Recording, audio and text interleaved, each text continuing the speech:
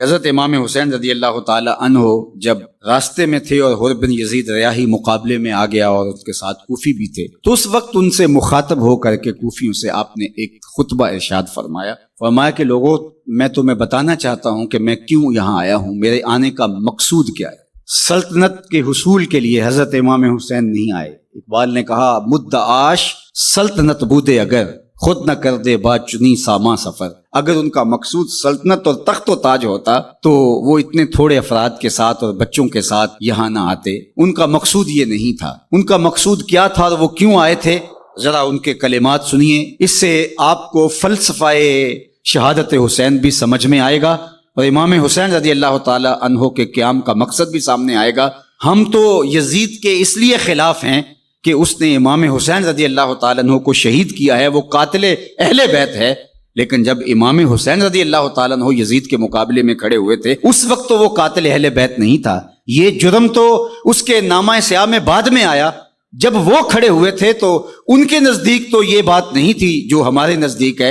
امام حسین رضی اللہ تعالیٰ عنہ ان کے اعیان و انصار کا قتل کرنا بہت بڑا جرم ہے اور اس وجہ سے بھی ہم یزید کے خلاف ہیں، لیکن اس کی دوسری وجہ وہ ہے جس وجہ سے امام حسین یزید کے خلاف تھے، ہم بھی اسی وجہ سے یزید کے خلاف۔ اب وہ کیا وجہ تھی جو امام حسین رضی اللہ تعالی عنہ نے بیان فرمائی؟ یہ کوئی مبہم وجہ نہیں ہے کہ زمانے تک پہنچی نہیں ہے۔ یہ الگ بات ہے کہ کربلا کو ایک کہانی اور ایک قصہ بنا کر کے جو ہے وہ لوگوں کے اندر مروج کیا گیا اور اس کی معنویت، اس کی حقیقت اور اس کی مقصدیت پر پردے آ گئے۔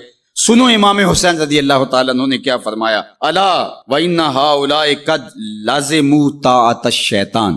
میں اس لیے کھڑا ہوا ہوں، اس لیے میدان عمل میں موجود ہوں، بچوں، بوڑھوں اور جوانوں کے ساتھ، دودھ پیتے شیر خواروں کے ساتھ میں اس لیے میدان عمل میں آیا ہوں کہ یزید اور پوری یزیدیت قد لازموا طاعت الشیطان، انہوں نے شیطان کی اطاعت کو قبول کر لیا ہے، وترکوا طاعت الرحمن، اور رحمان کی اطاعت کو ترک کر دیا ہے۔ اب جب رحمان کی اطاعت کو ترک کر دیا جائے اور شیطان کی اطاعت کو لازم کر لیا جائے تو حسین پھر بھی نہ کھڑا ہو تو پھر نبی کے لعاب کا اور فاطمہ کے دودھ کا اثر نظر کب آئے گا؟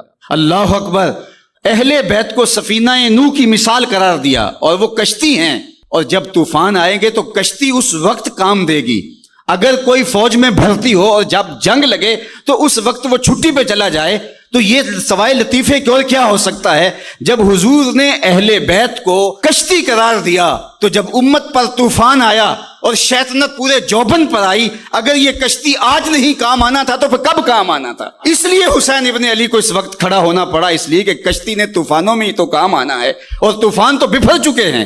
انہوں نے قد لازموا طاعت الشیطان، شیطان کی اطاعت کو لازم کر لیا تھا، وترکوا طاعت الرحمن، اور رحمان کی اطاعت کو ترک کر دیا تھا، واظہروا الفساد، اور فساد پپا ہو گیا تھا، واطلوا الحدود، حدود شرع کو معطل کر دیا گیا ہے، واحلوا حرام اللہ وحرموا حلالہ، اللہ نے جن چیزوں کو حلال کیا ہے اس نے حرام کر دیا اور جس کو اس نے حرام کیا اس نے اس کو حلال کر دیا۔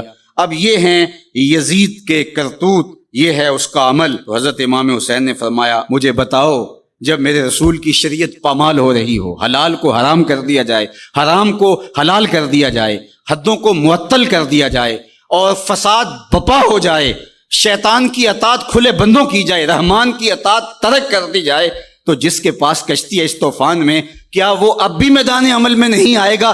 تو کہا حسین ابن علی اس لیے آیا ہے کہ اس وقت حسین ابن علی کا ہی آنا بنتا تھا، اس لیے کہ پیغمبر کی گود میں حسین ابن علی ہی تو کھیلا تھا، اس لیے آج حسین ابن علی میدان عمل میں موجود ہے۔ اللہ اکبر۔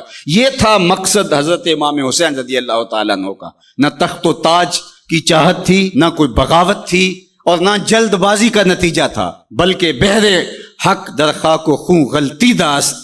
مقصود حضرت امام حسین رضی اللہ تعالیٰ عنہ کا حق کے لیے خاک و خون میں اپنے آپ کو ملانا تھا، پس بنائے لا الہ گردی داست، اور لا الہ کی بنا کو حضرت امام حسین نے قائم کرنا تھا۔